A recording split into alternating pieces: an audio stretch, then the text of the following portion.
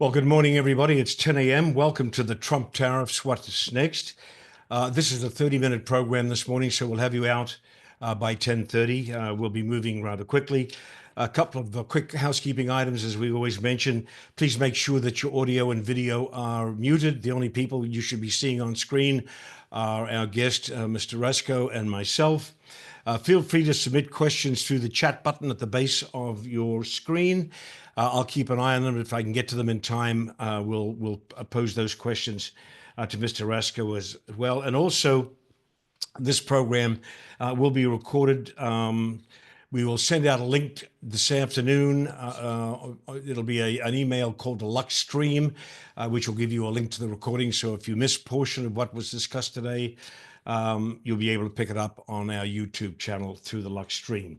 So today we're delighted to have the return of a perennial favorite, a longtime favorite of LuxeSF, Mr. Jose Rasco, who will shine explanatory light on the latest tariff announcements from the Trump administration and explore their potential implications for global financial markets, the geopolitical landscape, and the global economy. And this timely conversation will offer expert insights into how shifting trade policies could affect investors, businesses, and governments worldwide. I might mention we had a roundtable this week with interior designers and contractors simply on the subject of the tariffs and the effects on their business. It was the most robust roundtable conversation I've had in 5 years. So this issue is a real issue.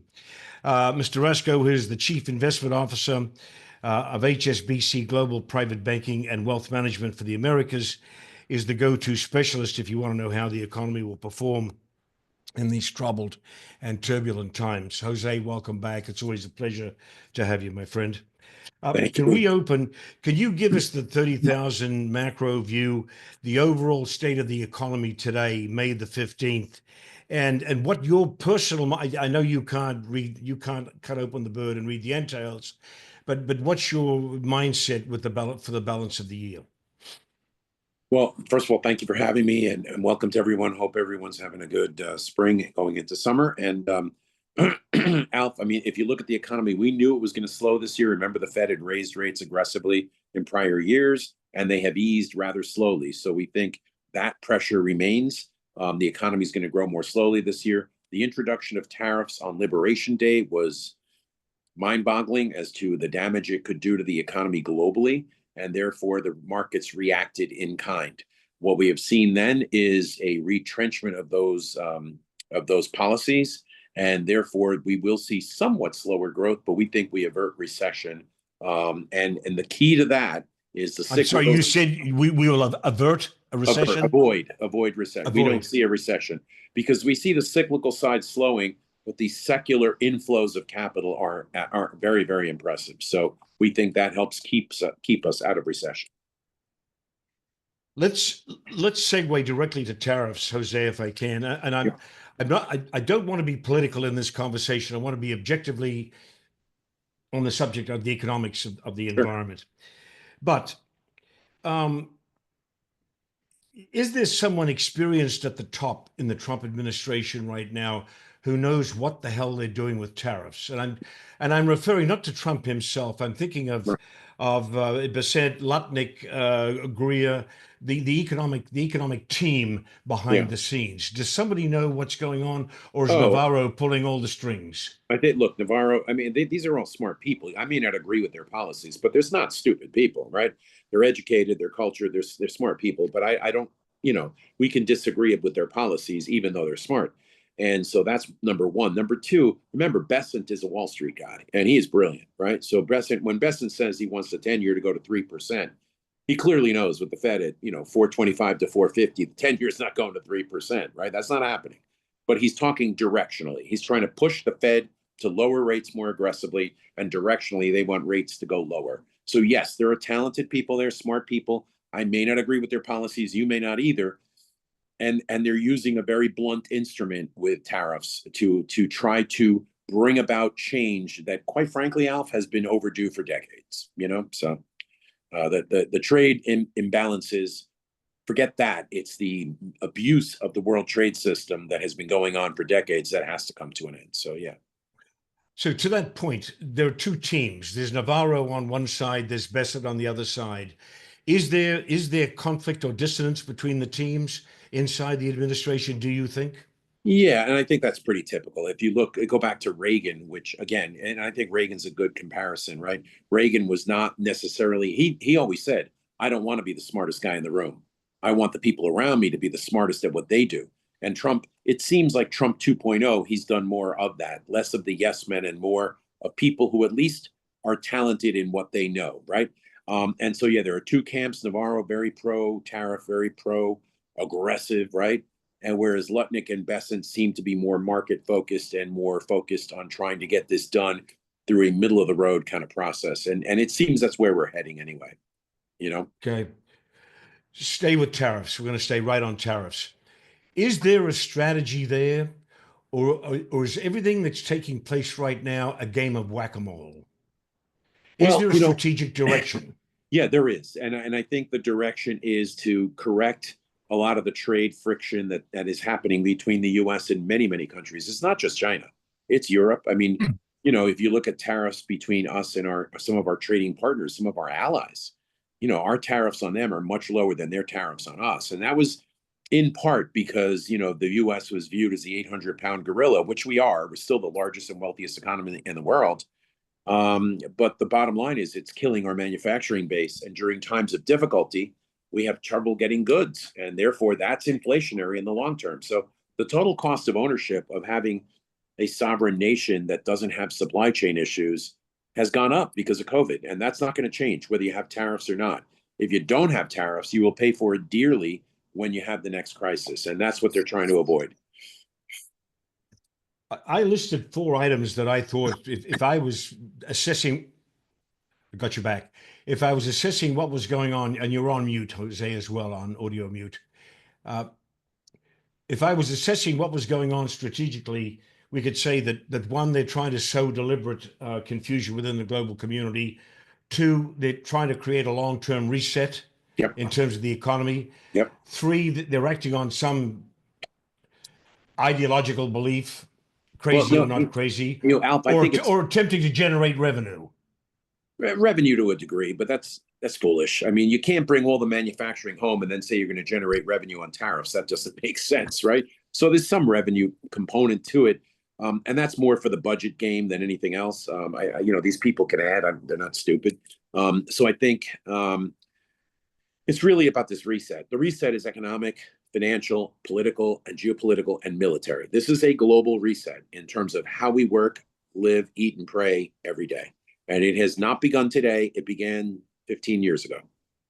So if it's a reset, what is the ultimate goal? What's the ultimate deliverable of a reset? The ultimate goal is to create jobs here, manufacturing jobs here. We have an unemployment rate. I mean, look at manufacturing capacity. Manufacturing capacity it used to be an issue when it was above 80, 82. It's in the 70s, 77, 78%, 77.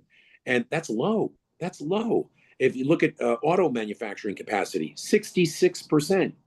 1 out of 3 machines is not working in our auto industry. Why? If you believe the story, and Lutnick does, and I agree with him, this has been one of our themes at HSBC for years, automation. If you believe that Chinese factories are very profitable because they're automated, robots, drones, etc., we've got the same technologies. Why can't we do it here? He's not wrong. It's just they have to have the will to do it here. And if you look at the tariffs between us and even our contiguous neighbors, they don't make sense. So there's a lot going on that has to be redone. Jose, what I don't understand though is the concept of a manufacturing reset.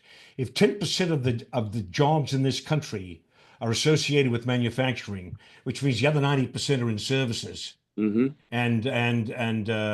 information, why are we trying to rebuild a sector that's destined for decline? Well, it's not because, and by the way, which doesn't pay much either while we're at it. Well, but you're looking at the jobs. If you look at the value add from GDP, if you look at what's spent on the consumer side on goods, it's not 10%.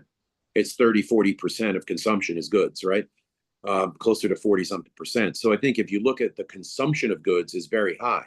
That's exactly the point. We're consuming goods, right? And those goods can be pharmaceutical products. They can be all kinds of goods, not just a car. And so therefore, if you're consuming those goods, but we're only employing 10% of our people doing it, well, that's great because you're more productive, number one. Number two, you're getting them from abroad. And if we can compete with those people abroad, why are we making them abroad when we should be making them here? You look at COVID. Remember in COVID, Trump came out of the White House when COVID first started. He said, I just met with, I think it was 50 or 100 CEOs. They want to move supply chain closer. They're begging me for help to move supply chain closer, nearshoring of jobs, onshoring of jobs in manufacturing. That's not a Trump thing. This is coming from the corporate world. And Biden followed suit on it. If you remember the CHIPS Act, the IRA, right? This is all great policy. And then Trump has followed up with it with his own version of that. You know, it is what it is. But that's the aim, is to, we need to secure supply chain. So you believe that we can create manufacturing jobs, forget GDP for a moment, because the political argument is jobs, not GDP. You believe we can create jobs with this strategy. Jobs create GDP. They create produced goods and they create wealth, not just for the people who are employed, but they create wealth for the people who invest, right? And okay. That, yep. Look at Volkswagen.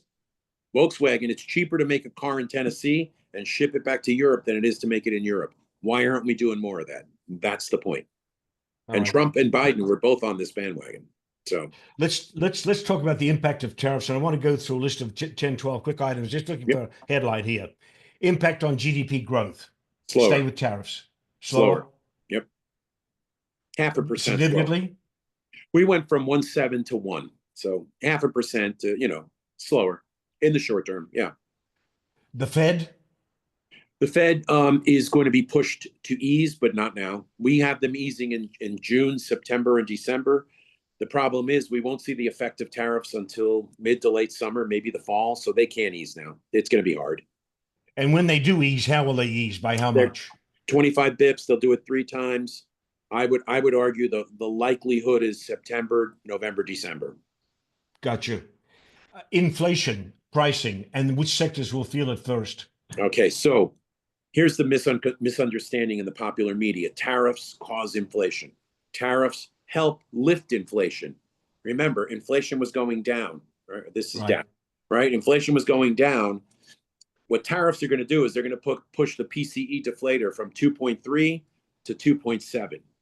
And then we will continue to go down, hopefully. Remember, inflation is driven by demand. If demand is strong, inflation goes up, right? This thing is, okay. Demand is one thing. Number 2 is wages. If wages are going up, prices go up, right? Number 3 is capacity constraints. We have none. Wages are going down. The economy is going down. Wages are going down. Capacity constraints are very loose. No problem there. Number 4 is commodity prices. Is there an input squeeze? Nope. That's not happening either.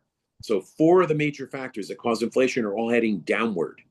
And then you have a tech deflation that is just beginning, Alf. Look at AI. The St. Louis Fed said it adds 1% to productivity, and it is the most rapidly adopted technology. Half the S&P is using it. And if you look at that, what that tells me is, you know, and you're for that it's going to increase productivity and profitability, which means lower prices. And remember, the other leg of the stool here is lower taxes. If you lower the corporate tax from 21 to 15, a lot of companies will come here. That will lift jobs in services and manufacturing. And if you then deregulate energy in particular, tariffs, imports are 10% of GDP. Okay? Energy is consumed by 100% of GDP. Look at what OPEC did. That is not a coincidence. OPEC said, we're going to increase output. We don't care if it lowers prices, right? What is Trump going to do? Deregulate energy to lower energy prices. More competition means lower prices. So that deregulation piece is an important element in this whole thing. Tariffs will lift prices temporarily. We think those other factors override it and continue to push prices lower, which lets the Fed ease. Except, Jose, here's what I don't understand. I'm a simple man. I talk to distributors, let's say of home products, home-related products, equipment that's coming in from overseas. They're planning 15 to 20% price increases. They're warning their clients right now that they can't guarantee the current pricing going forward for the next 3 to 6 months. Right. Response? So yeah, no, absolutely. Prices will take a one-time blip upward. There's no question. You'll see the prices that were going down will take a blip upward. No question. The question is, where do they go from there? Right? If you and I are competing and I'm the importer, I have to raise my prices 10%, right? What do you do? Do you gobble up the market share as a domestic producer, or do you raise your prices in agreement with me? Right. And if that happens, then we have a little longer inflationary upward drift. But all the other indicators of inflation, which are not sector specific, they're macro for the whole economy, they're all going lower. All right. So long term, you're not concerned. No, Supply chain. I mean Supply chain. look, it's not going to be an easy transition. There's no question. It sucks, but prices will continue to slow, hopefully. Supply chain. Supply chain, I think, look, it's going to take time. These things don't get built overnight, right? And it's the same with Europe. Europe's talking about an industrial policy and doing more to defend themselves. This is all great stuff. It doesn't happen in 2 weeks. It takes 2 to 3 years minimum. So yeah, it's going to take time. But we are going to secure our supply chain with people we trust, with countries we can trust, and companies we can work with. And that's the goal. And it's not just us. This is happening in Europe, and it's happening in Asia as well. You don't see empty shelves. I think you'll see some dislocation, no question. Yeah. But I think that's a short-term phenomenon. I don't Bond think yields.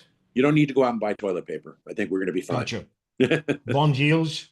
Bond yields will head lower, but it's going to take time.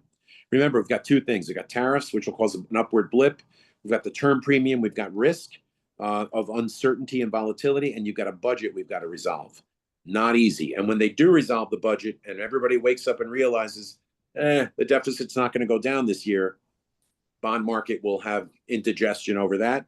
But the long-term trend for bond yields is going to follow the risk-free rate, which is the Fed funds rate. That's going down. Equity markets. Equity markets have rallied as we thought they would. And I think if you look when the VIX goes above 40, which it did when Trump announced a lot of these things, in the next 12 months, the market is up double digits. If you look at where we are, bull bear spreads, a lot of the indicators are telling us that cyclically the equity market should be up, and they should be up from these levels. So we're optimistic, and we think we're still going to see a rally over the next 12 months, double digit rally over the next 12 months, not by year end, over the next 12 months. And I think we're well on our way. Remember, a lot of uncertainty. This is a paradigm reset on many levels. And we're going to have to deal with a lot of volatility in the short term. But if you gave me $1 today, I would put most of that in U.S. equities. Absolutely. Let's go to mortgage interest rates. What do you think is going to happen there? They're going to bounce Right now, around. we're talking what, 6.9, something in that range? Yeah, but I think, look, they're going to bounce around. Remember, everything is spread product. So everything is from that Fed funds rate. Everything is determined from that risk-free rate. That's heading down. It's not going to head down meaningfully unless we hit recession. It's going to go down slowly because of the uncertainty politically and fiscal policy, and the uncertainty as to what is going on with growth and inflation. But the Fed is going to lower rates. There's no question about it. It's just a question of how quickly and when. And I think it's second half of the year probably is more likely. So the 30-year fix by December, where do you plug it? Oh, where are we today? You said 6.9? Yeah. Somewhere in that range. Yeah, I'd say, down 50 bips or so, 50 to 75 bips at most, because the outlook don't forget, the outlook on inflation over the next 12 months is high. The outlook for inflation over the next 3 to 5 years is much lower. So people know this is a blip and that's it. So I think you'll see that come down, but I'm not saying it's going to come down a ton, but it's going to come down with the funds rate minimal. Couple of quickies here. We've got 10 minutes left, Jose. Yeah. The long-term value of the dollar. Well, it's like Mark Twain, highly overstated the fact that the dollar is dead. That's ridiculous. The dollar drives commodity markets. It drives trade. Well, I mean, it drives everything around the world. Look at digital currencies and blockchain. Everything's focused on stable currencies, stable coins. Those are all dollar pegged. So the dollar is here to stay. Short term, you're going to see weakness on the dollar due to the uncertainty. The concept that we are uninvestable and people don't want to buy our debt is moronic. People do buy our debt. We're like the Lannisters. We always pay our debt, right? It's a Game of Thrones reference for those of you who didn't know. And I think if you look at that, Alf, That means the dollar is going to be okay, but short term, it's going to be a little lower. It's going to be trading a little lower, but in a range, it's not going to fall off a cliff. No. And And it it's will still be the going to be, globe. hmm? Go ahead. Go ahead. And it's still going to be the currency of choice around the world. Yes. That's what I want to ask you, the global currency. Finally, consumer confidence. Are you concerned about that as an economist playing with the numbers? Of course. But here's the problem: the soft data, the survey data, and you hear economists, like a friend of mine taught me long ago, who worked at PIMCO. He's one of the smartest people I've ever met. He said, any idiot can draw a line through 2 points, and boom, or, oh my God, it's all falling. And so consumer confidence is falling. Why? Well, inflation didn't fall as fast as we want. The Fed didn't ease as fast as we want. Trump, a lot of uncertainty. He's a very active president, whether you agree or disagree with his policies, very active. And it leads to a lot of uncertainty, a lot of volatility. And last but not least, the market is down, right? The market is a leading indicator of consumer confidence and the economy. And the market's been volatile. And I think the consumer's feeling that. They're not feeling inflation. Inflation is slowing. What they're feeling is the price of steak went up 10% 4 years ago. It's been going up 8, 6, 2. It's the level of pricing. But remember, incomes are up. So if you look at real disposable incomes, they are positive. The consumer is feeling the pinch, especially in the middle to lower income strata.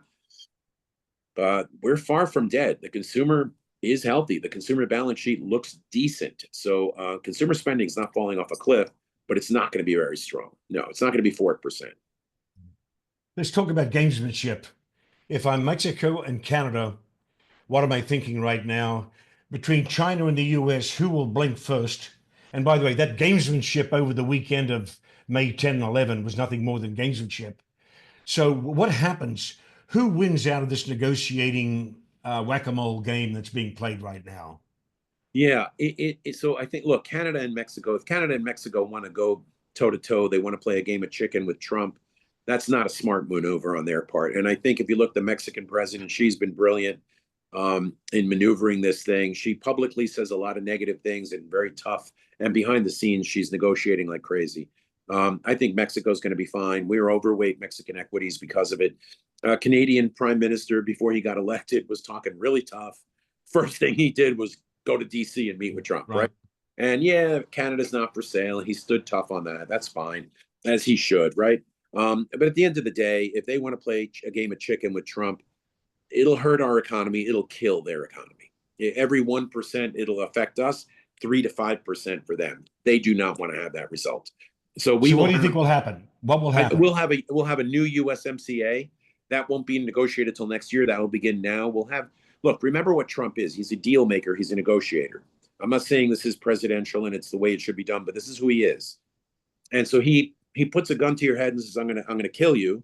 And then when he offers to just take your car, you're happy, right? And so that's what he's doing. It's hardball negotiations. And I think you're going to see with a lot of these things, he's not looking to renegotiate these trade deals. They take years to do, Alf. What he's looking to do is get 2 or 3 bullet points. Europe, you're going to defend yourself. You're going to spend more on defense. You're going to develop your own industrial policy, and you're going to buy arms from us, and you're going to buy agricultural and products and energy products. Great. We have a deal. That's what this is. These are top line, headline deals focused on specific sectors to drive exports and lower imports. So, why go after Australia where we have a trade surplus? Because he's What's trying that to all about? extract other concessions, right? Like if you look at NATO, I mean, yeah, we have a deficit, but I mean, if you look at NATO, in European continental Europe, he's trying to extract other concessions on the defense side. Yeah, look at the OPEC countries. They're all of a sudden they produce more, and oil prices are going down, and all of a sudden they announce that they're spending 140 billion on armaments with the U.S., which, by the way, the number is probably 3 times that off book. And then if you look at what they're doing in the trade deal, that was another 500-600 billion, right? So he's getting parts of what he wants. Go So back to China. yeah. China versus the US. Who wins? Well, I don't think it's a game of mutually assured destruction. We both lose, right? Differing degrees, but we both lose. So it's a foolish game. It's a game of chicken that nobody's going to win from, and I think they both know that. People are saying China lost. People are saying the U.S. lost. I think they both win in this environment if you lower tariffs, um, And tariff levels are going to go up to a minimum of 10%. So that's a hit to the economy, right? And that's a hit to prices overall. But look how rapidly they de-escalated from 145 and 125 to 30 and 10%, right? That will continue. 10% is a floor. Bessent made that very clear. And so I think between 10 and 30, which is where we are now, there's room to negotiate. And then they need to remove a lot of non-tariff barriers as well. But they both need to get their act together so that they don't hurt their own economies. And China's economy is a lot more fragile than ours, Alf. Because of real estate, consumer spending. Where's the consumer? Dead. You don't see them, right? A whole bunch of issues. And the whole technology virtuous cycle they're trying to create in tech, we already have it. We don't need to create it, right? And the problem is they need to create that. And to create that, part of that is you need the consumer spending, and they're not. So we've got 4 minutes left here. Final question. I want to talk about companies. If I'm Walmart, if I'm Target, what am I saying to my management team right now? But you're going to eat part of this. This is why profitability was revised down from 14% to 9.5% for this year. All right, these are FactSet numbers, right? So the consensus on the street went from 14.5% to 9.5%. That we took a third out of our earnings growth. That's a chunk, right? I think that's too much personally. But I think you're going to see that you'll see earnings revisions upward in the second half of the year as a lot of these other pieces get deployed. And I think companies are going to tell their managers and they're going to tell their customers prices are going to go up for certain goods, and we're going to take a hit. They're going to tell investors we're going to take a hit to margins to a degree. It's going to be a double whammy for companies. But long story short, I think they will begin to try to shift the suppliers to domestic suppliers when and if possible. And if they can't, where do they go? Vietnam, Cambodia, wherever they can find it. Well, if you can't, then you have to either eat part of that price hit on the tariff, which you will as a retailer, you're going to have to in a slowing economy, and then you're going to have to pass some of it on, and then consumers will make decisions, right? As Trump himself said, do you need 30 Barbies? Maybe you only need 2, right? Or do you buy a lesser quality car? Right? Do you buy a lesser quality car? You're going to have to go downscale if the price is out of your range. So these are the decisions companies and individuals will have to make. Crypto. Any feelings on crypto? I can't talk about crypto per se, but I can tell you blockchain and digital currencies are booming, and I think you're going to see a lot more on that in the future. And I continue to offer you guys, we should do something on that as well as a separate topic if you want. I think it's huge. I think collateralized lending in the digital space, the DeFi markets, absolutely booming, and I think it's going to continue. Remember, though, a lot of that's dollar denominated, USDT, right, and other currencies that are dollar pegged. So I think you're going to see that continue to be a source of opportunity, growth, and development in the emerging markets, and that's very good news for the rest of the world. Final question, Jose. You said at the very beginning that this was a long overdue shift in the way the global economy does business. Yep. Go back and talk about that. Give me a wrap-up thought on that, if you would. Well, it's tariffs, it's trade barriers, it's non-tariff barriers that have existed for years. I mean, you try to export things from the U.S. to Japan. Japan's one of our strongest allies. Those products sit in the ports for 3 weeks, right? So there are non-tariff barriers as well as tariff barriers that are very unfair. And quite frankly, a lot of things that exist in the China-U.S. relationship and U.S. and China-European relationship that were developed years ago, decades ago, so that China could develop and emerge as an economy. Well, you're not a low-income economy anymore.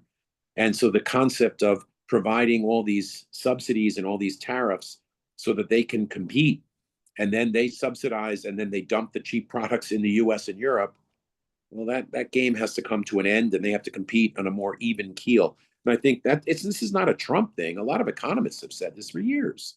This isn't news. It's the way he did it that shocked everyone and scared everyone, and it was cataclysmic in the way he presented it.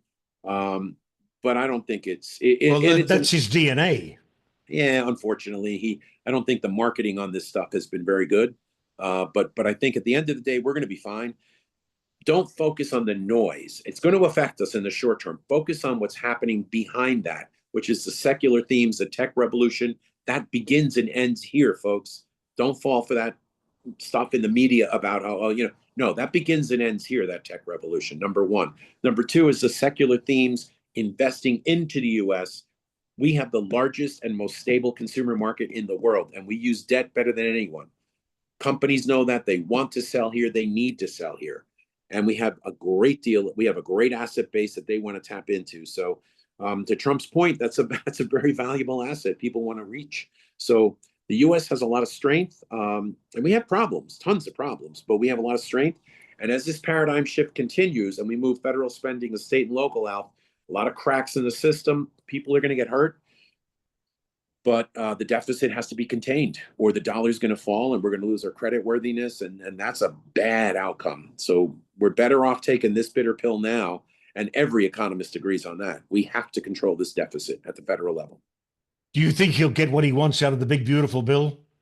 No, I think he'll get parts of what he wants. He's going to be stuck with a higher deficit. I think he'll get some some degree of tax reform, which means lower taxes for many.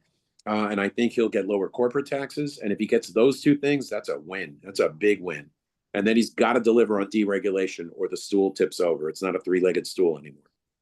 Okay. Deregulation is the key, Alf, because that's more competition, lower healthcare prices, lower energy prices. That is essential. And then financial, he needs to come through with the financial deregulation so banks can compete and they have more liquidity to lend.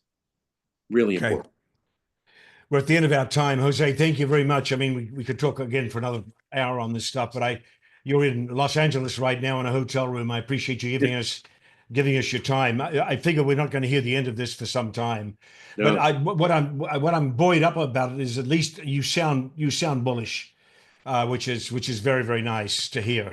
A lot of people don't combine the cyclical slowdown with the secular uplift and the inflows of capital. Look at what's happening, right? So those are real numbers, and that is actually happening. That is happening in real time. So, okay. All right. With that, ladies and gentlemen, we are adjourned. Jose, again, thank you for coming on today. Great insights and a great program. A reminder that we'll send out a link this afternoon. Look for a Lux Stream in your spam folder, and you'll get a recording link to this half-hour program today. And with that, we are adjourned. Enjoy Los Angeles. And Jose, and we'll circle back again for another program similar to this. We are adjourned, ladies and gentlemen. Thank you. Thank you. Thank you, Al. Thank everyone.